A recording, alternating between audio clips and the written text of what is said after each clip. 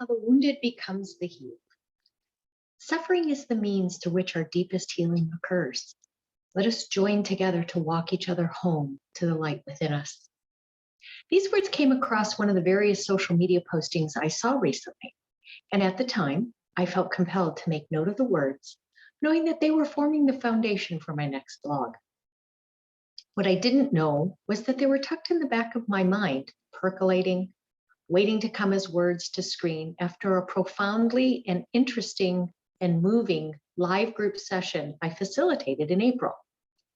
Many of you know that I have advanced certification in solution-focused wellness coaching. I've held a dream of doing this work in the healthcare sector for the providers to develop peer coaching programs in this population and help any potential client see the light to their own path to wellness. What most of you may not know is that I'm also a certified Usui Reiki master practitioner and a trained master sidereal astrologist. I've always had a passion for learning. I knew that someday the myriad of things that I've studied would coalesce in some way where I could serve my community. And that coalescence showed itself in this group discussion I led in mid-April. These members are a part of my STAR family who study and discuss all things sidereal astrology. And just what the heck is sidereal astrology? Isn't astrology just astrology? Well, actually, no, it's not. I'm not going to belabor all the details of the history and the differences between mainstream and sidereal astrology, but I will tell you there is a difference, a big difference. And for the sake of simplicity, the major difference has to do with the sign constellations, Virgo, Libra, Aries, Leo, and so forth. In mainstream astrology, years ago, the system shifted to a 12 equal 30-degree sign system. 12 is a pretty round number and plays nice in the math sandbox. So 12 sign astrology is fairly easy to follow without much background or training. However, if you look at the sky and go get a free app, Skyview Free is a good one, you will notice that the actual constellations are not equal sizes. For example, Virgo is not 30 degrees of a 360-degree circle in size. It's more like 44 degrees, while Libra is closer to 23 degrees. Oh, and there's more.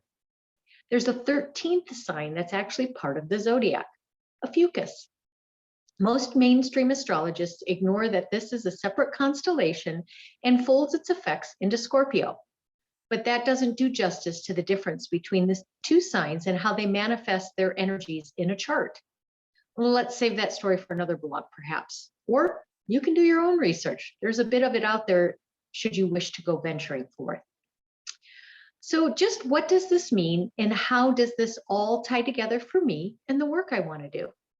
In studying sidereal astrology, I've come to appreciate just how the planets, the stars, the sun, the moon, and other celestial bodies truly do show us our stories. Indigenous peoples knew this. They looked to the skies and respected what they learned as a guide in life. Do some homework and you'll see what I mean.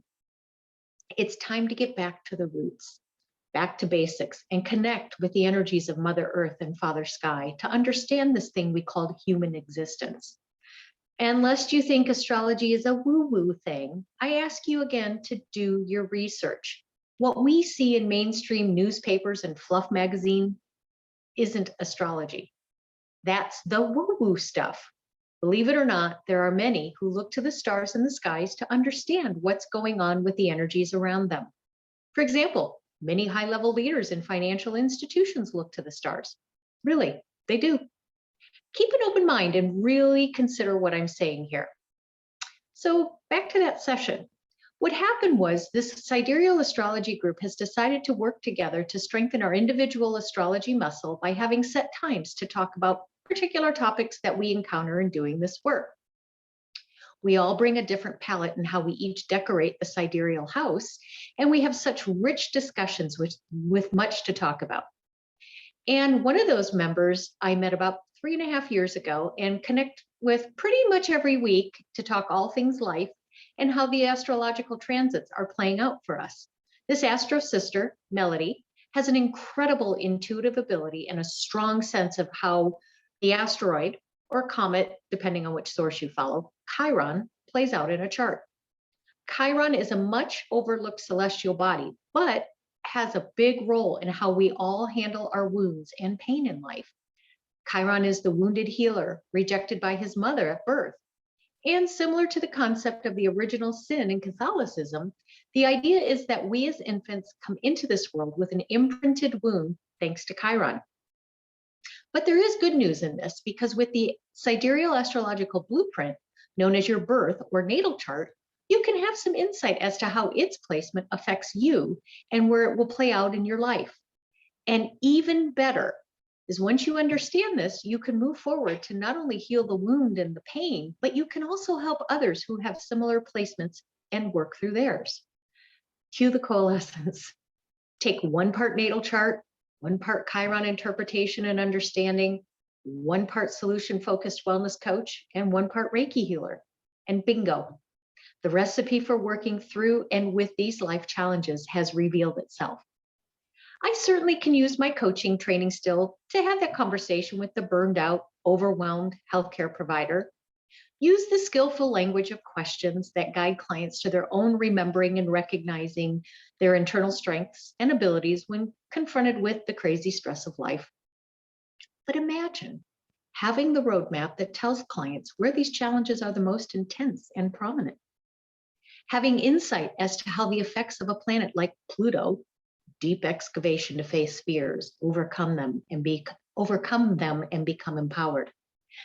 Dancing in the playground with the hurt little Chiron and how that might be addressed and resolved. And how the restorative work of Reiki can help heal the deep emotions experienced as these challenges are confronted and ultimately reconciled. As clients are guided to interpret their own stories, also known as the natal chart and subsequent transits, and work through the challenges that are presented, the suffering they experience always leads to great healing. Hence my opening words at the start of this writing. The deeper the suffering, along with the greater understanding of the why, then the deeper the healing can be. Subsequently, as the client begins to feel relief, have hope, then the light begins to show itself again. So in closing, let's go back to that second sentence. Let us join together to walk each other home to the light within us. This is the perfect statement of the partnership between client and coach, client and astrologist, client and Reiki healer. But ultimately, it is the illumination of the partnership between the client and the self within. Once that light within begins to shine again, becoming brighter as the healing process continues, then that client is truly home. Home in every sense of the word, inside and out. If you'd like to talk about Chiron and how he slings his arrow across your chart, or have other insights and ways to manage or understand other challenges and strengths within your chart, let me know. As one who has that wounded healer hanging out in the health and healing section of her chart, it is my mission and desire to do this work. And I'd be honored to take your hand as we walk each other home to that light.